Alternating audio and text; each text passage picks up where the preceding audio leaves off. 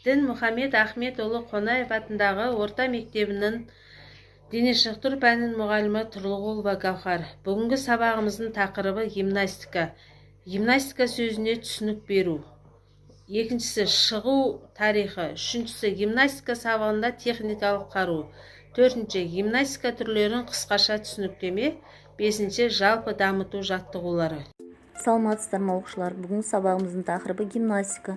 Ең біріншіден гимнастика сөзіне түсінік айтып өтіру керек. Шығу тарихын атап өтеміз. Гимнастика сабағында техникалық қауіпсіздік ұстану ережесін атап өтеміз. Гимнастика түрлеріне қысқаша түсінік береміз. Және бірге жалпы дамыту жаттығуларды орындаймыз.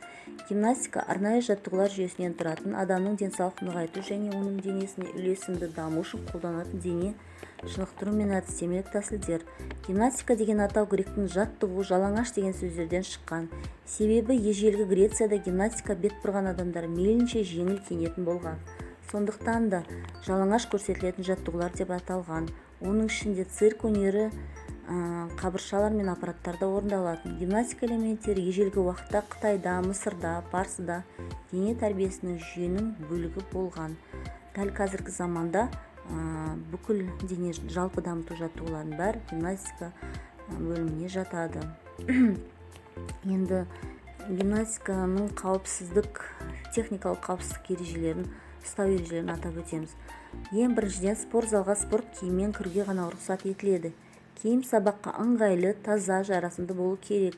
Гимнастикалық снарядта тек қана мұғалім көмегімен шұғылдану керек. Снарядтар тұрған жерлерге маталар қою керек.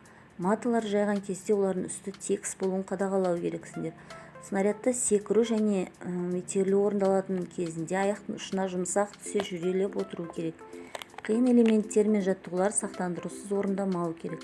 Гимнастикалық снарядта жаттығу жасағанда қауіпсіздік көбінесе олардың дұрыс орындауын ескере отыру керексіңдер. Перекладина жұмыс жасайтын жерін күнделікті тазалау тегіс таттанбаған болу керек. Снарядтар жаттығулар дымқыл алаңмен, онда жара болғанда және снаряд кір болғанда орындамау керек. Параллель брусьяда жаттығулар жасағанда жерден ені сізді және көрсеткішке байланысты орындалады. Ені мен кеуде ұзындығы көлемі тең болмауы тиіс. Сабақтан кейін қолды сабынмен мұқият жуғу керек.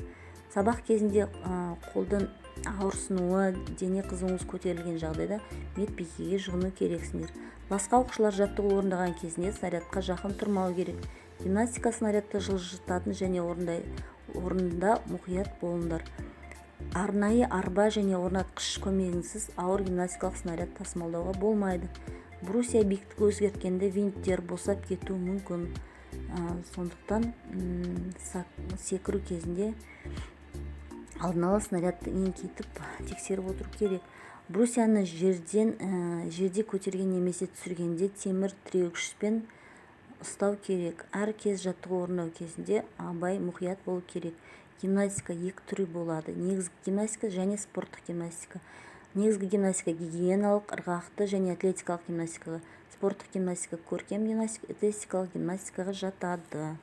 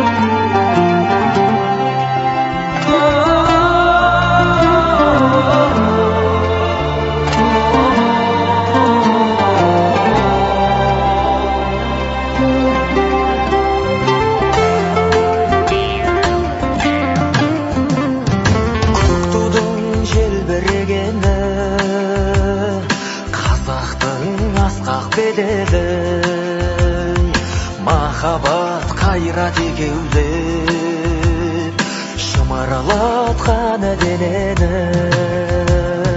көк тудың желбірегені жаныма қуат береді.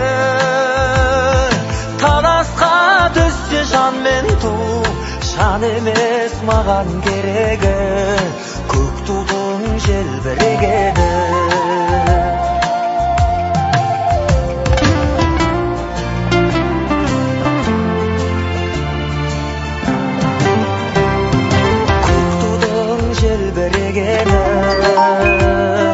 Елдіктің асқақ өлеңі, жан жаққа тарпай қазағым, бір сөзге жинал дегені. Көк тудың желбірегені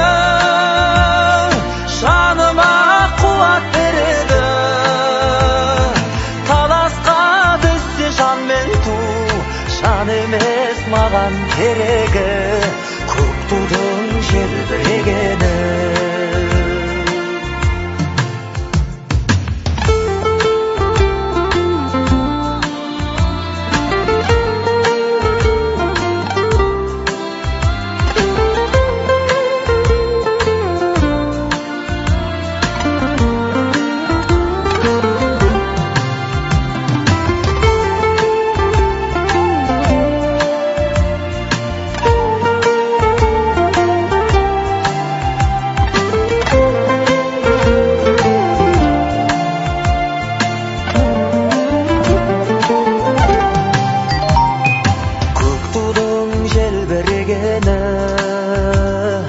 Бақыттың елжірегені, қиырда қалған қазақтың көзінің мөлдірегені.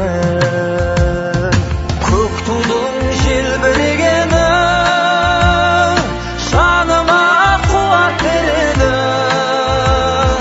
Таласқа түссе жан мен ту, жан емес маған керегі, көк тудың желбірегені. Таласқа түссе жан мен ту, жан емес маған керегі, көк тудың желбірегені.